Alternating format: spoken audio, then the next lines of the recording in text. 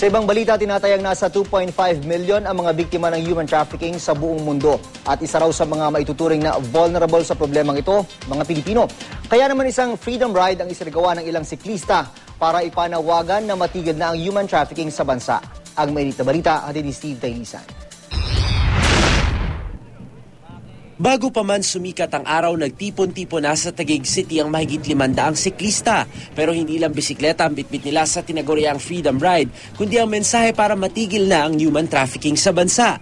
Kaisa nila sa adikaing ito sina Dutch Ambassador Ton Boon Von Oxy, Czech Republic Ambassador Josef Riktar at European Union Ambassador G. Lidu.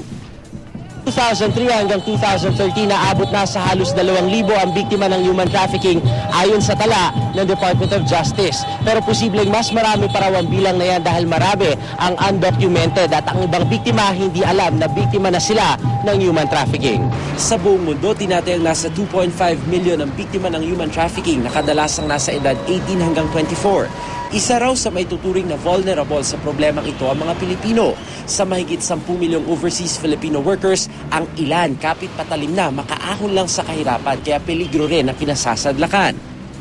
Naririnig natin yung iba sa ibang bansa minamaltrato o kaya yung nabibiktima ng illegal recruitment o kaya yung hindi tamang pasweldo. Kaya gano'n na lang ang panawagan nila sa lahat na mag-stop, look, and listen.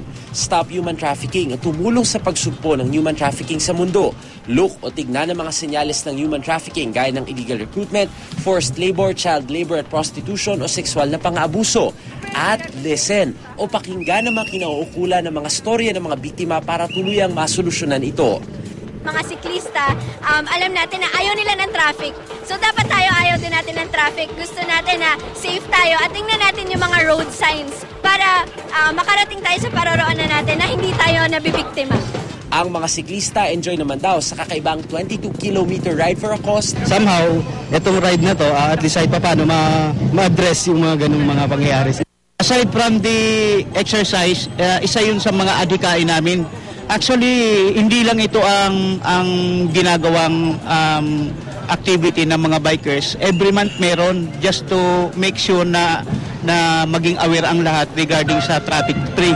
At saka at the same time, yung environment friendly din. Sa mga biktima ng human trafficking, maaring tawagan ang hotline 1343 para magsumbong o di kaya humingi ng counseling.